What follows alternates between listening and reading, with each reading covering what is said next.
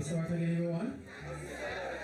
Alright, we are physical food, and so we're going to go into our spiritual food at this time. I'm going to ask for some mics to go around for those who are going to have any points or questions to ask. Alright, so for our Bible class this afternoon, we are going to look at the 7 statements that Jesus used on the cross. Anyone knows the 7 statements? Alright, so I'm giving you some time to think about it. It is normally said that when a person is near death and they send a request you should do what? Go as quickly as possible, because you're not sure what they're going to say. It could be a house they're going to leave for you, or some money, or whatever the case may be.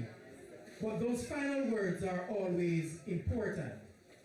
And so while Jesus was on the cross, there were 7 statements that he made. And we're going to look at those 7 statements. I'm not sure if we're going to cover all of them, but we're going to see how well we can go through them. So the 7 statements, who can name some of them? He made 7 statements on the cross. Anyone? Yes. Father, why hast thou forsaken me? That's 1. Go again? Yeah, man, still saying it. Alright, next one. It is finished. That's 2. Forgive them for they know not what they have done. That's 3.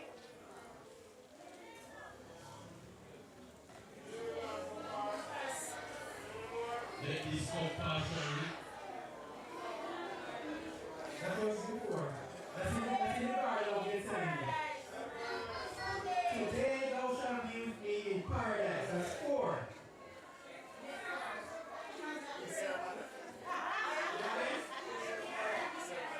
Woman, man behold your mother, mother behold your son. Alright, that's 5. 2 more. He said at first, that's 6. Father, if your hands high for me, my spirit. So those are the 7 things that Jesus said on the cross. Alright, and so we want to dissect each of them. So his first statement, what was his first statement? So we just mentioned all 7, but the order in which they appear now. What was his first statement? The woman one. Not the woman one. But Father, forgive them, for they know not what they have done. So it's Luke 23 verse 34. Can someone read that? Luke chapter 23 verse 34. And the mics are around. You have to go around.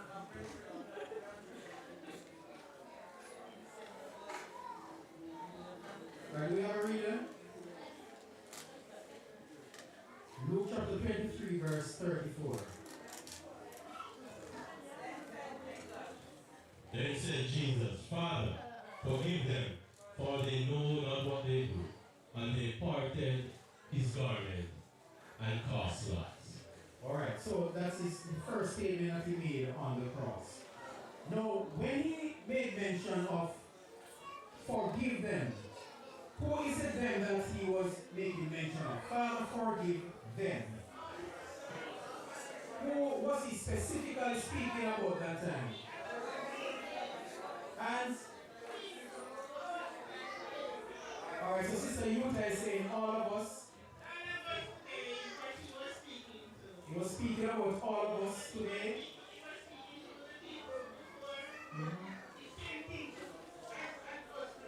Alright, so which specific people was he talking about? Those who are crucifying him. Yes, so those who are crucifying him. So forgive them for they don't know what they have done. Now, do you believe that they knew what they were doing? What did they know? They know that they're going to kill a man. Right? They were given a command to go and do. Right? So they were carrying out an order that was issued to them. So they didn't have any say in this, really. Yes, tell someone. Yes, the question, did they know what they were doing? Yes, and remember, being crucified was a punishment back then. So before Christ, it was something that they would have, it's an act that they would have carried out before. Right. So it was nothing strange. So it was systematic. Yes. So they did know what they were doing. Alright. Yeah, it's a common thing for them to crucify people. But to crucify the Son of God, they didn't acknowledge that he was really the Son of God. You remember when who placed that inscription on top of the cross? Pilate placed the inscription on top of the cross. Says what? Jesus, the King of the Jews, and they went to him and said, "What we right? You have to take that down." And he said, "Right, what I right?" So he acknowledged that Jesus was really the Son of God. But the men who were there carrying out the act, they did not know what they were doing. And so Jesus says, "Lord, forgive them, for they don't know what they have done."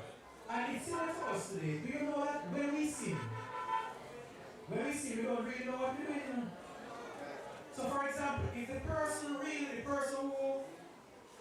who smokes and had lung cancer, if you really knew that that's the pain that he was going through, possibility is that he would have smoked. The person who committed adultery and saw adultery due to his or her relationship and the children, he would not have done it. At times it's not until after you have committed the offense, you really look back and say, "I would really do a while ago." So these first were in a situation where they didn't really understand what they were doing. And so the forgiveness was there. The forgiveness was there. Now, the next thing we have to look at is the forgiveness. Did the forgiveness save them?